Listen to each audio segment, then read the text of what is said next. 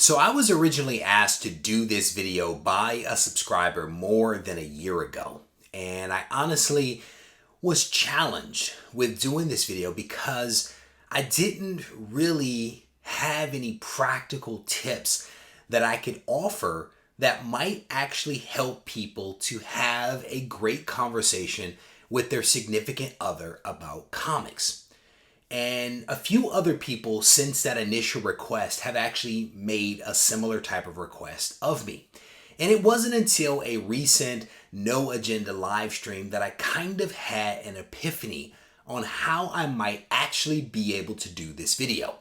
And so if you are a comic collector and you're watching this video and you are challenged with a significant other, either male or female, with how to get them on board with comic collecting, I definitely want to encourage you to stay tuned to this video because maybe, just maybe, it might help. Reggie here, your friendly neighborhood bodybuilder and comic book collector, and I want to welcome you to another one of my videos. As I mentioned in that intro, several people have asked me for tips and pointers on how to have conversations with their significant other about comic book collecting. And I think people have asked me these questions because at several points I've mentioned my wife or featured her in a video with me out hunting for comics.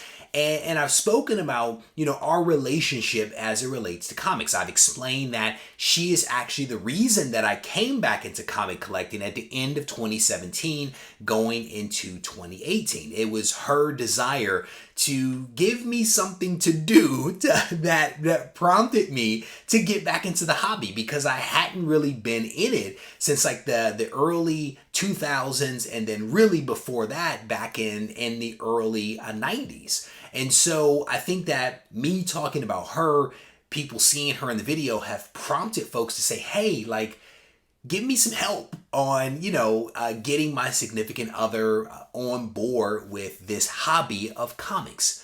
And so it's taken me some time to really figure out how best to do a video of this sort, but I think that I have it. So in this video, what I plan to do is to basically offer you some practical tips that might help you with your significant other, whether it be male or female. I think that these rules will apply, or these tips will apply. Now, what I will tell you is that everyone's significant other is very different. Your relationship with that significant other is very different.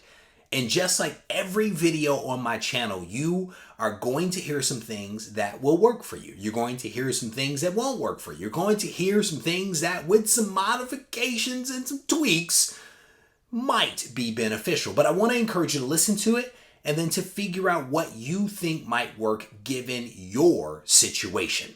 So the first tip that I want to offer you is to figure out what it is that your significant other enjoys. Find out what it is that they really like to do. And maybe it's a hobby, and more than likely it's not comics, right? And that is okay. But discover what that thing is that they enjoy, that they want to do with their free time, and get involved. Get involved with their hobby.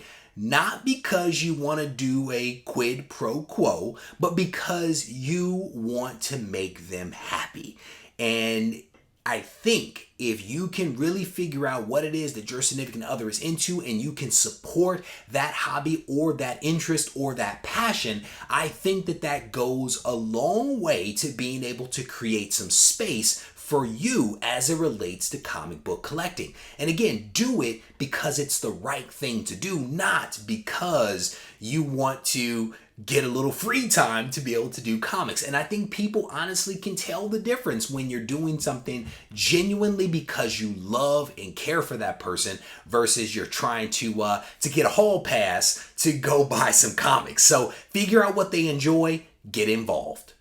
The second tip that I want to offer is that you cannot make your significant other enjoy comics. You just can't do it. If they're not on board, you are not going to get them on board, right? They're not suddenly going to go from hating comics to loving comics, it just doesn't work that way. They are not going to feel the same passion and energy that we feel when we pick up a really cool book, or when we find a really cool book for like half price or in a 50-cent bin or something like that. They're not going to get it. So the best thing that you can hope for is that they become a little more understanding and maybe a little more tolerant. But this idea that they are going to go from hating comics to being a comic collector, it's not going to happen. So let's just set that aside and let's set realistic expectations for what we actually want from our significant other.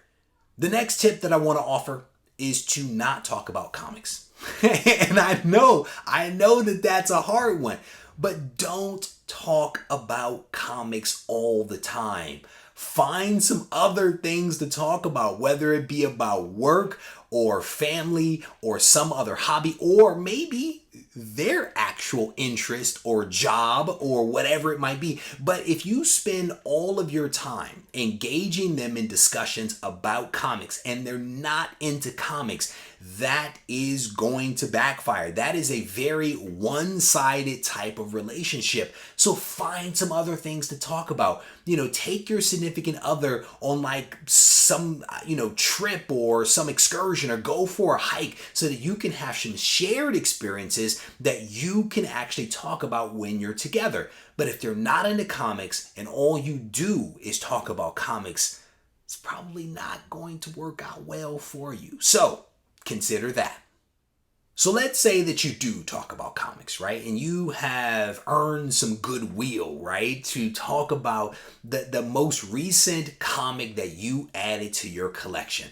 I think that it's perfectly fine to share that excitement with your significant other, but keep it brief, right? Keep it brief. But also, as you're talking to them, listen for those clue words, those tips that they have essentially zoned out and that they are done with the conversation. And I don't know what it might sound like for your significant other, but it could be something like, oh, that's nice. Oh, that's awesome. Congratulations. I think I'm going to go do laundry and the dishes right now.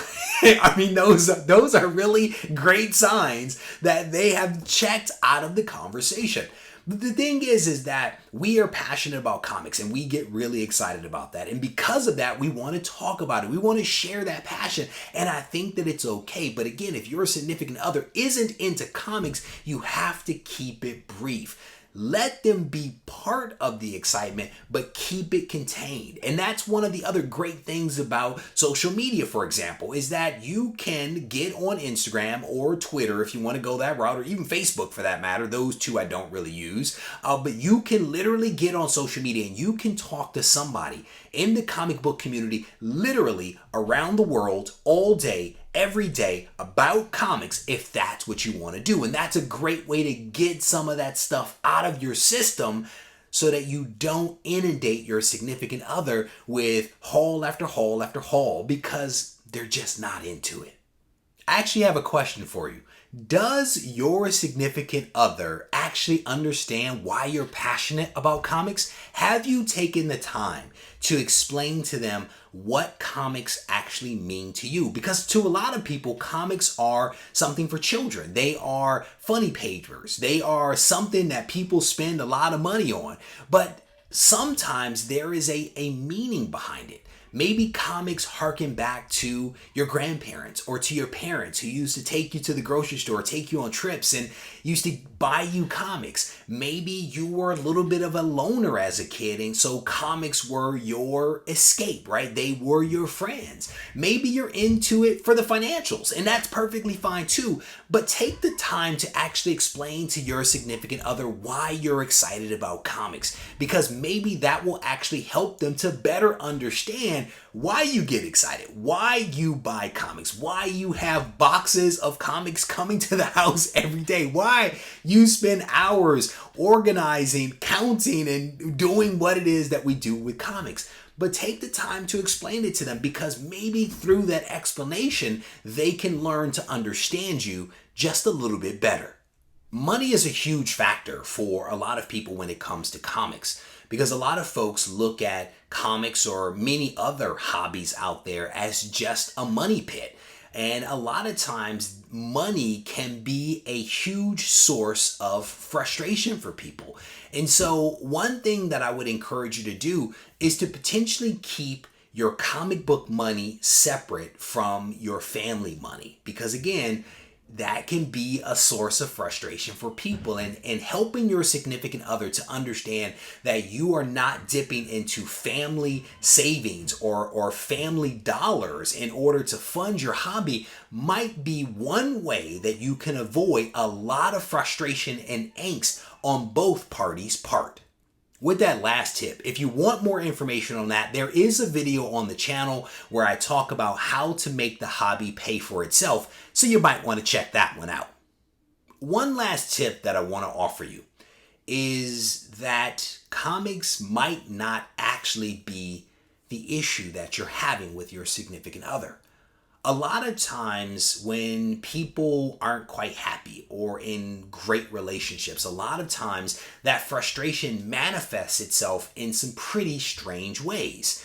And so your significant other could be expressing frustration with comics when that isn't really the problem that they actually have. So I want to encourage you to take some time to put the comic down, to leave out of the comic book room, and to have a conversation with your significant other. If you are experiencing frustrations that don't quite seem appropriate for comics, I encourage you to have a conversation and to talk through it to see whether there is something there. And to be honest with you, just like most things on my channel, I try to do what it is that I, point out for you guys. I recently had a conversation with my own wife to ensure that we didn't have any problems when it came to me collecting comics. She knows that I spend money, on the comics that are here in the room, but she also knows that I keep funds separate and apart from family money. But even though she knows that, I still wanted to make sure that I had the conversation. I wanted to make sure that I checked in with her, and I wanted to make sure that we were still good, especially before I actually created a video in which I'm giving other people some advice on how to have great relationships with their significant others. So rest assured that I am trying to practice what I preach. So in this video, you heard several tips and pointers that I hope that you might be able to employ as you work through things with your significant other. And at the end of the day, again, they're not going to get on board with comics. They're not going to be, comic collectors. At least I don't think that that's going to happen. But maybe, just maybe, we can improve their understanding of why it is that we're so passionate about all of this that we surround ourselves with. As always, I want to thank you for taking the time to watch this video. If you found it entertaining, informative, or whatever, I definitely want to encourage you to leave a comment behind. If you have tips maybe for other people out there, put your tips in the comment section. Let's help one another out. If you need to reach out to me, feel free to do so on Instagram at Regie Collects, or you can send me an email to reggie@regiecollects.com. Take care.